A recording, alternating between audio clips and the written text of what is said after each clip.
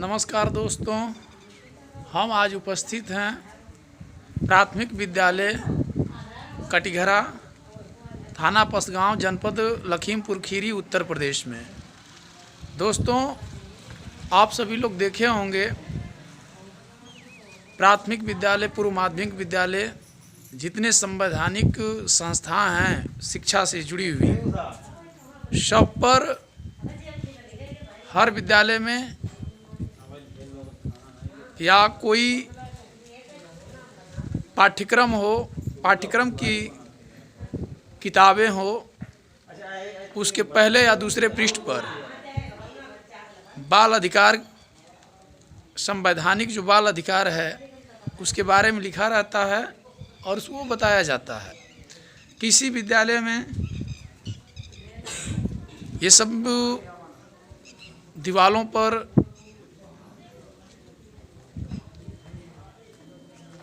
Painting के माध्यम से दर्शाया जाता है, दर्शाया गया होता है। कहीं कहीं देखने को मिलता है, कहीं नहीं मिलता है। यहाँ के गांव के लोग और यहाँ के प्रधान को मैं बहुत बहुत धन्यवाद देना चाहता हूँ कि आप इस विद्यालय परिसर को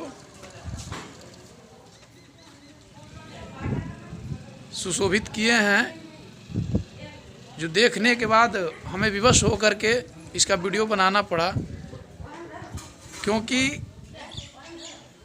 इस तरीके का माहौल बहुत कम ही विद्यालयों में या ग्रामीण इलाकों में देखने को मिलता है। ये देखिए, इधर मिड डे मील योजना के तहत साप्ताहिक आहार का मेनू तैयार किया गया है, जो कोई भी व्यक्ति, कोई भी बच्चा पढ़ करके और अपने अधिकार को जान सकता है। संवैधानिक बाल अधिकार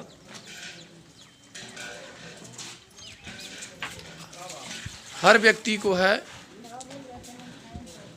और शायद कोई लोग इसको समझ नहीं पाते हैं और न ही कभी पूरा पढ़ पाते हैं। तो अतः हम अपने चैनल के माध्यम से आप लोगों को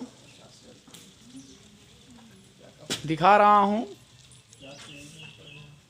और आप लोग भी इसे शेयर करेंगे और लगभग सभी लोगों को जागरूक करेंगे।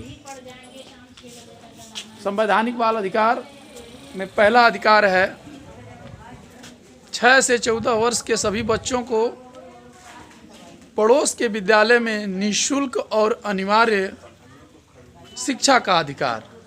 अर्थात जो बच्चे की आयु 6 से 14 वर्ष के बीच हो, उस बच्चे की विद्यालय में पढ़ाई लिखाई के लिए कोई फीस नहीं है, अर्थात निःशुल्क वो बच्चा शिक्षा ग्रहण कर सकता है।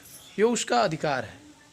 दूसरा अधिकार है कक्षा 1 से 8 तक के कंपटीशन फीस व अन्य सभी शुल्क प्रतिबंधित है।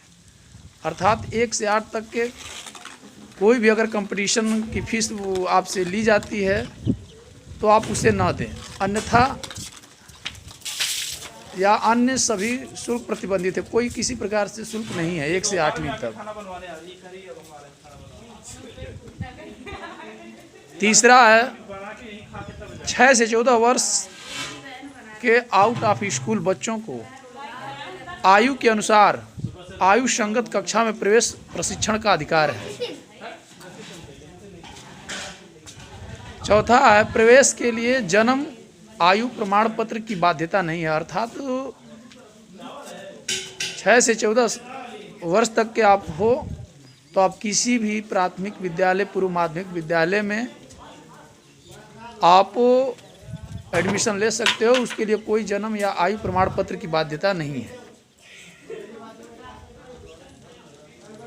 अगला है विद्यालय में प्रवेश लेने हेतु स्थानांतरण प्रमाण पत्र, जिसे टीसी अर्थात ट्रांसफर सर्टिफिकेट कहते हैं, की भी आवश्यकता नहीं है।